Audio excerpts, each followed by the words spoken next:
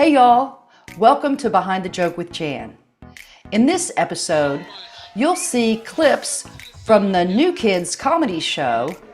You'll hear about techniques comics have learned, and we'll also show you how life experiences can shape our comedy journeys. We'll explore more at the Lab open mic with Miguelito, plus you'll see what one comic is doing to bring comedy to Port Aransas. This and more next. You're going to expect a lot of different styles of comedy. You're going to expect a lot of different types of humor. You're going to expect a lot. It's going to be a lot of fun.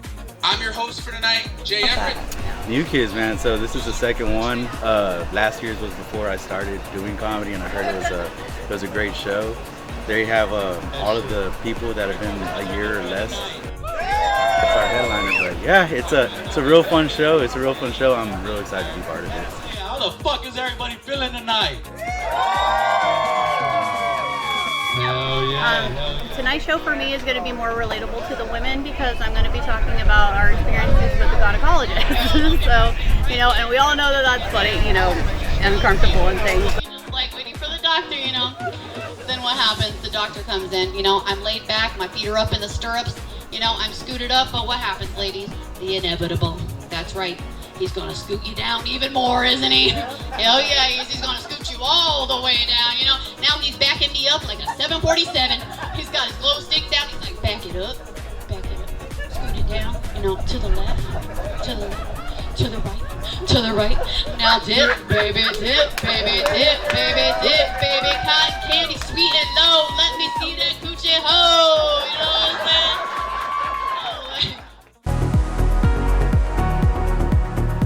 As comics progress on their journey, they learn techniques that help them improve their performance, like listening to the audience, allowing the laughter to continue before getting into your next joke, or using gestures to emphasize their story. Let's take a look. I feel like I pick up on things easier now. Before it was just kind of like, well, I just want to say this, so I'm just going to say it. But, I'm better at reading the room now. So listening and feeling out the vibe is something I've learned.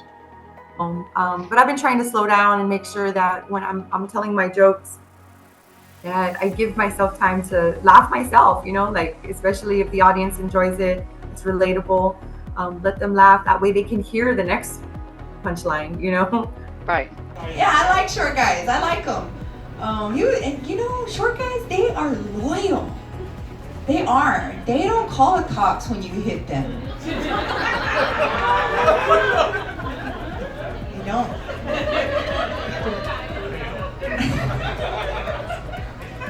Don't call the cops on you. Sometimes just the smallest gesture, like a move of the hip or something like that, can say so much or just bring that word to so much, because all we're doing is words. At the end of the day, there's no backdrop with a green screen behind me or anything like that. All we're saying is words. But if I can make a quick little hand gesture or a pop of the hip or a kick of the foot or whatever, give it an elbow, it just adds to the word and it makes it, you can see it now.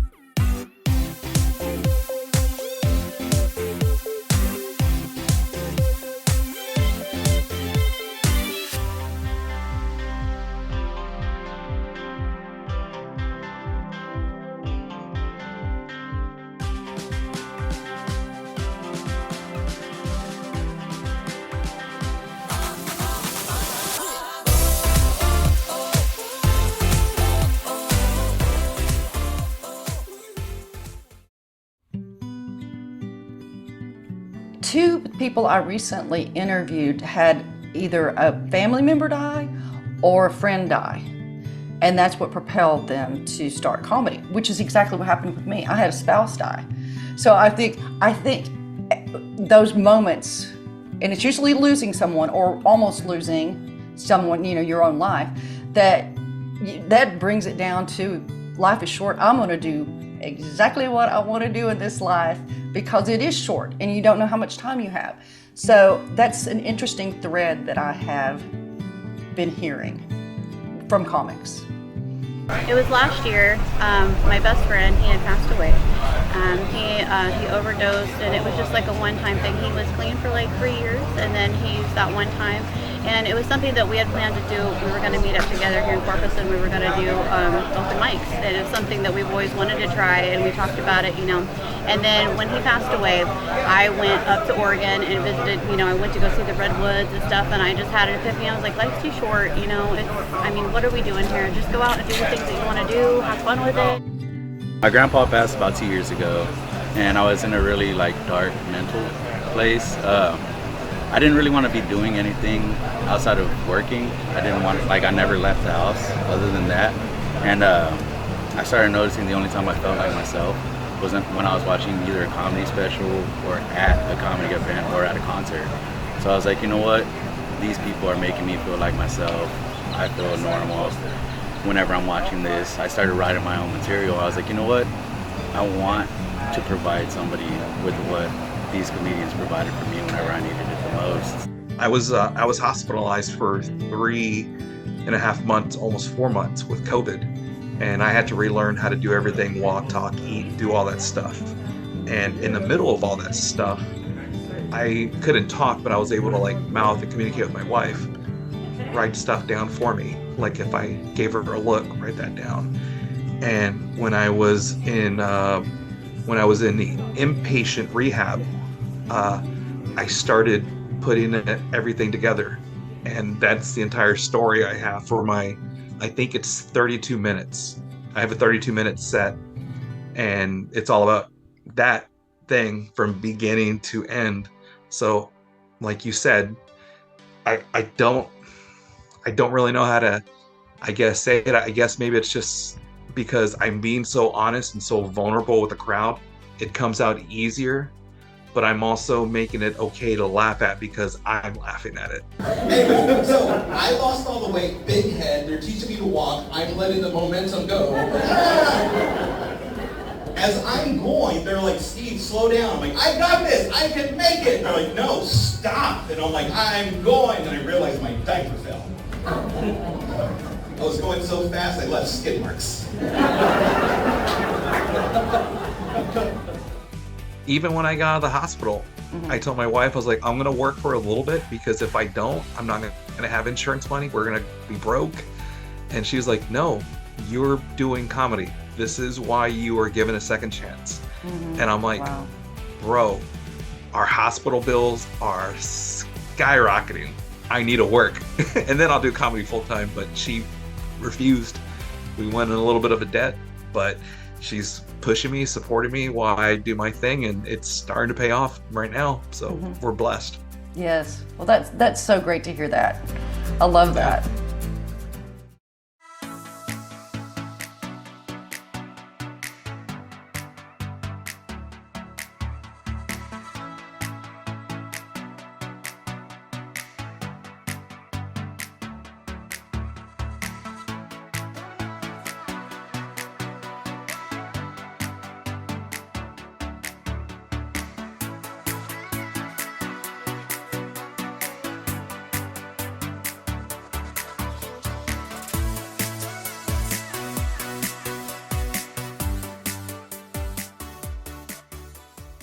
In the last episode, we checked out the lab open mic at Tapology with Miguelito. Well, we went back and found some new things going on. So, how do you feel being literally one of the newer faces and one of the younger guys starting comedy? Do you think that puts you at a disadvantage because you haven't lived much? Or? Oh, well, yeah, because most of my jokes are college and high school and based because I haven't really done shit. Sure. But you said I'm one of the younger comedians. I've been doing this shit for 2 years. I feel like I'm one of the older ones now. Isn't that something? I know motherfuckers seek advice from me. I'm like, really? Yeah. I'd ask you for stuff, man. I have. Yes. Yeah. But you still don't tell me nothing, dog. Well, I don't know. Okay. You just want to call me slurs or whatever. You just said a little while ago. I'm just kidding. Okay, so, but you don't think that's like a disadvantage? Do you think that, or that makes you kind of better? It makes you... Well, I think it actually helps being younger. I mean, you know, when you see a bunch of fat old people, I'm sorry, and then I come up here, I mean, it's... Talking to me? I mean, I'm talking to all... and then I come up, it's, you know, it's different. Yeah, definitely. I can see that you give a new flavor to it. Okay, so I guess for me, like, you dance around a little bit with like the topic of masculinity, kind of like I do, right? Is there a moment that you can recall where you felt like, damn, bro, I really am not good at being like a man? I guess when I wake up every morning, okay, and I look in the mirror, and I see this twink, I'm like, God damn it. I caught up with Mr. Wendell, and he tells me why he comes to this open mic. I come out because I like the way that Miguelito has it, the think tank. You know, I always have a question for you when you get through this little 3 to 5 minute set, and it gives me, it's a challenge to me. And it's a challenging thing to come out, you know, not necessarily work on new material, but let you know how I feel about today, or what's going on in my life. Like, I got something y'all ain't heard before tonight, so I'm just gonna come spit it out. I think on a good day, she'll stop a mud hole in my ass. Now, you know, they kind of fucked up my BB list for those who know me about my BB list. You know, they got that new one out, bleached, blonde, bad, built, butch, body, bitch. And something you may not know about Mr. Wendell, he works for the Corpus Christi Hooks. My job is basically, safety is number one.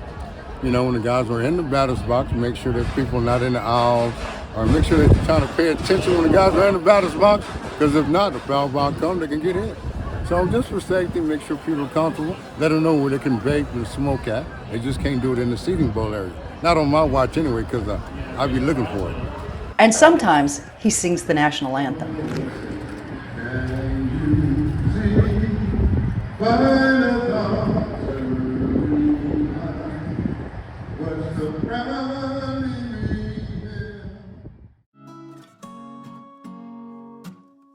Salty Dog, how's everybody doing tonight? How did you decide to want to go do hosting? No, I mean, I still have a lot to work on being a host. I'm learning a lot each time, but you know, there's a lot that goes into it because you got to make sure the crowd is picked up, you know, and keep going. If one of the comics, you know, doesn't do as great as you would like for the two, or the crowd doesn't really like them that much, you got to bring them back, and so you got to be able to have the material and the demeanor to be able to do so. And so I'm still learning a lot on that aspect, but the whole reason why I started doing that, well, one, you know, it's like Port Aransas doesn't have a comedy scene. They got bars, they got restaurants, they got the beach, and they've got a few live bands here and there, but there's no comedy. And you have so many tourists that hit Port Aransas that I'm like, okay, that's a great place for our the comedians to be seen and not have to travel for it. It's like when I started pitching the idea to all these bars, and I'd go and start talking to some of the, you know, the guests or bar patrons, you know, and it's like everybody I met was from another state, whether it be Missouri, Wisconsin, I met some from South Dakota, just Minnesota. I don't know if I named that already here, but you know, just there was people from all these different states, and I was just like, what a great opportunity to get comics that are good and trying to work on their craft and trying to, you know, do something, then to get them in front of a crowd that is just like, you know, hey, they're from out of state, you know, it's like so they can carry it back, you know. And so my original thing was just like, it was kind of selfish. It was just like, I want to get my comedy out there, but I was just like, well, I need to be able to put on shows, I need to be able to bring other good comics. So I was just like, well, I'll just host, because I only have 10-15 minutes of good, what I think is good, decent time. And so I'll bring other comics that I feel are good. That's it for this episode. Please like this video and subscribe to our YouTube channels at Jan B. Morris Comedy and at Coastal Boomers Comedy. Thanks for watching, and remember, next time you're looking to go out on the town and have some fun, check out a local comedy show. Bye, y'all.